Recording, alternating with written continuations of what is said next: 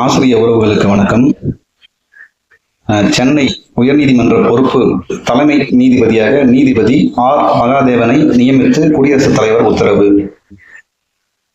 மாண்புமிகு நீதியரசர் மகாதேவன் என்பவர் ஆசிரியர் சம்பந்தமான வழக்குகளை விசாரித்து வந்தவர். தற்போது குடியரசுத் தலைவரால் தலைமை நீதிபதியாக பொறுப்பு வழங்கப்பட்டுள்ளது.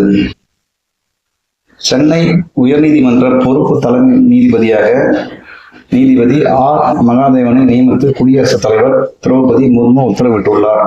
சென்னை உயர்நீதிமன்ற தலைமை நீதிபதி SV கங்காபுர்வாலா கடந்த மே 28 பொறுப்பேற்றார். மராட்டிய மாநிலத்தைச் சேர்ந்த இவர் 2010 மும்பை உயர்நீதிமன்ற நீதிபதியாக நியமிக்கப்பட்டார். ரீட் மற்றும் கடன் தீர்ப்பாய வழக்குகளில் மிகுந்த நிபுணத்துவம் பெற்ற இவர் சென்னை உயர்நீதிமன்றத்தில் ஏராளமான வழக்குகளை விசாரித்து தீர்ப்பளித்துள்ளார். கடந்த ஓராண்டாக தலைமை நீதிபதியாக பதவி வகித்த SV கங்காபுர்வாலா வரும் 23 ஓய்வு பெறுகிறார். அவர் உயர்நீதிமன்றத்தில் பிரிவு உபசார விழா நடத்தப்பட உள்ளது. இந்த நிலையில் தலைமை நீதிபதி ஓய்வு பெறுவதை அடுத்து மூத்த நீதிபதி ஆர் மகாதேவன் பொறுப்பு தலைமை நீதிபதியாக பொறுப்பேற்கிறார். குடியரசுத் தலைவர் திரௌபதி முர்மு உத்தரவை அடுத்து நாளை மறுநாள் முதல் தலைமை நீதிபதி தொடர்பான பணிகளை நீதிபதி ஆர் மகாதேவன் கவனிப்பார். 1963 ஜூன் மாதம் சென்னையில் பிறந்த நீதிபதி மகாதேவன் 1989 வழக்கறிஞர் பணியை தொடங்கினார்.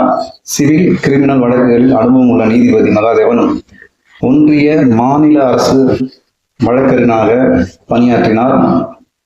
சென்னை உயர்நீதிமன்ற நீதிபதியாக 2013 ஆண்டு ஆர் மகாதேவன் நியமிக்கப்பட்டார் என்பது குறிப்பிடத்தக்கது.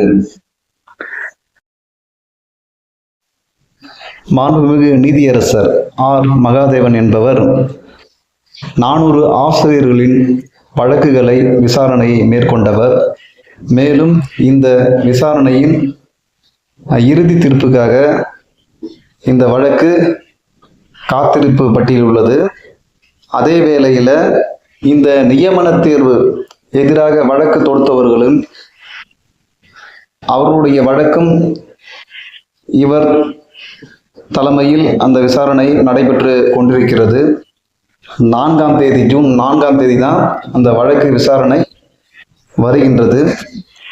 இவர் தலைமை நீதிபதியாக மாறியதன் காரணமாக இந்த வழக்கு வேறொரு நீதிபதி அமர்வுக்கு கூட மாற்றப்பட இருக்கலாம். நியமன தேர்வுக்கு எதிராக உள்ள வழக்கு 4 வரும் வேளையில் ரிசல்ட் வந்துள்ளது. இந்த ரிசல்ட் என்பது ஒவ்வொரு தேர்தல்களின் மதிப்பெண் விவரம் மட்டும்தான் வெளியிடப்பட்டுள்ளது. இறுதி பட்டியல் வெளியிட வேண்டும் என்றால் இந்த வழக்கு 400 ஆசிரியர்களின் வழக்கு இறுதி தீர்ப்பு மட்டுமல்லாமல் தற்போது நடைபெற்று கொண்டிருக்கிற நியமன தேர்வுக்கு எதிரான வழக்குகளை பொறுத்தே அந்த இறுதி தேர்வுகள் பட்டியல் வெளியாகும்.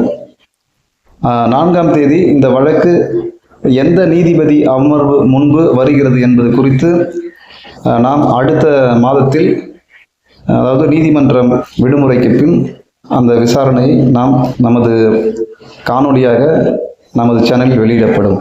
நன்றி. ஆசிரியர் சம்பந்தமான செய்திகளை தொடர்ந்து வெளியிட்டு வருகிறோம். தொடர்ந்து நம்ம சேனலை சப்ஸ்கிரைப் பண்ணுங்க, ஷேர் பண்ணுங்க. நன்றி.